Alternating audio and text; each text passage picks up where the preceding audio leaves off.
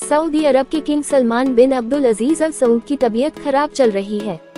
88 साल के हैं किंग सलमान फेफड़ों की बीमारी से जूझ रहे हैं। किंग सलमान का रियाद के एक अस्पताल में इलाज चल रहा है। जैसे ही ये खबर आई वैसे ही 22 मई को भारत के प्रधानमंत्री नरेंद्र मोदी ने किंग सलमान के ट्वीट किया। सऊदी अरब के किंग सलमान के स्वास्थ्य की रिपोर्ट से बहुत चिंतित हूँ। मैं भारतीयों के साथ मिलकर किंग सलमान के जल्दी स्वस्थ होने की कामना करता हूँ। आपको बताने हैं कैसे सलमान बने किंग और बदलते हुए सऊदी अरब में शाही परिवार के उत्तराधिकारी मोहम्मद बिन सलमान कैसे बनाए गए। किंग सलमान के जन्म 31 दिसंबर 1935 में हुआ है। पिता का नाम किंग अब्दुल अजीज बिन अब्दुल रहमान अल सऊद, माँ का नाम हस्सा बिन अहमद अल सुदैरी। बच्चे का नाम सुल्तान, मोहम्मद, अब्दुल अजीज, फैसल, खालिद, तुर्की। धर्म इस्लाम। किंग सलमान 2015 में 79 साल की उम्र में सऊदी के सिंहासन पर बैठे थे। इससे पहले इस गद्दी पर सलमान के सौतेले भाई किंग अब्दुल्ला थे। किंग सलमान रियाद प्रांत के 48 साल तक गवर्नर रहे थे। इसके बाद वो 2011 में रक्षा मंत्री थे। एक साल बाद सलमान को क्राउन प्रिंस बना दिया गया। नए किंग ने सत्ता संभालने के बाद निरंतरता का वादा किया, लेकिन उनके फैसलों ने सऊदी अरब में दूरगामी परिवर्तन किए। इनमें से सबसे अहम था अपने बेटे मोहम्मद बिन सलमान को आगे बढ़ाना। किंग सलमान ने मोहम्मद बिन सलमान को 2015 में रक्षा मंत्री बनाया। युवा प्रिंस ने सऊदी अरब में आर्थिक और सामाजिक बदलाव लाने की शुरुआत की, लेकिन मोहम्मद बिन सलमान ने पड़ोसी देश यमन के खिलाफ युद्ध की शुरुआत भी की।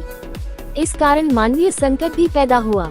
2017 में किंग सलमान ने मोहम्मद बिन सलमान को क्राउन प्रिंस बनाने का ऐलान किया। मोहम्मद बिन सलमान ने खुद को ताकतवर करते हुए अपने प्रतिद्वंद्वी राजकुमारों, अरबपति उद्योगपतियों को भ्रष्टाचार के मामले में कैद किया। मोहम्मद बिन सलमान ने अपने आलोचकों, मौलानाओं और मानवाधिकार कार्यकर्ताओं को भी निशाने पर लिया। किंग सलमान के पिता सऊदी अरब के संस्थापक किंग अब्दुल अजीज थे।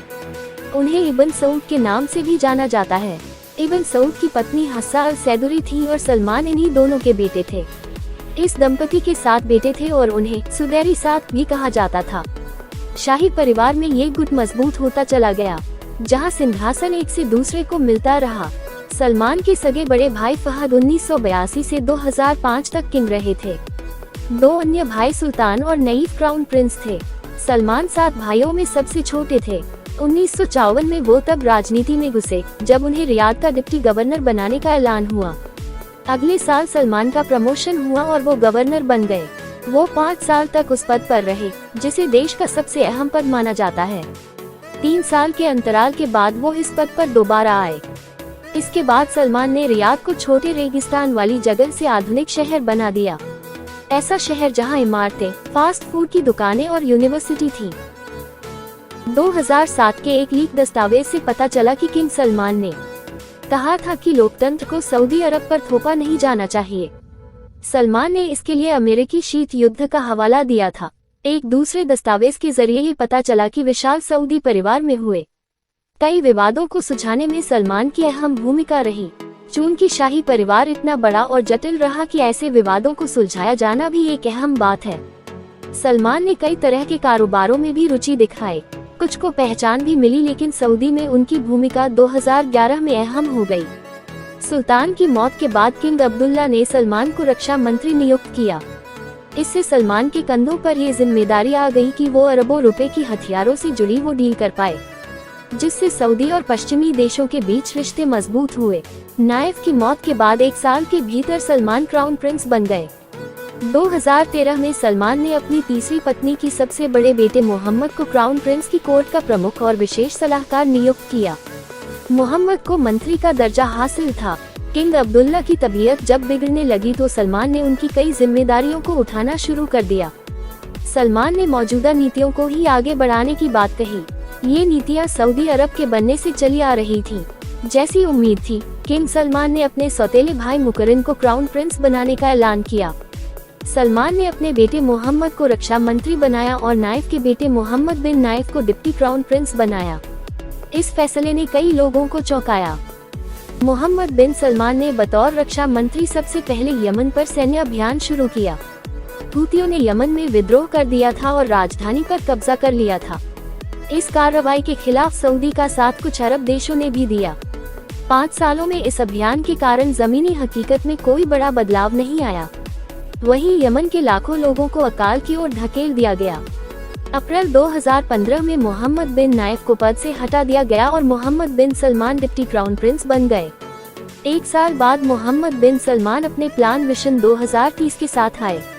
इस योजना के तहत सऊदी अरब में आर्थिक और सामाजिक सुधार लाने की बात कही गई। साल 2017 में किंग सलमान ने कई महीनों से चली आ रही अटकलों को खत्म किया और मोहम्मद बिन नाइफ की बजाय मोहम्मद बिन सलमान को क्राउन प्रिंस बनाने का फैसला किया।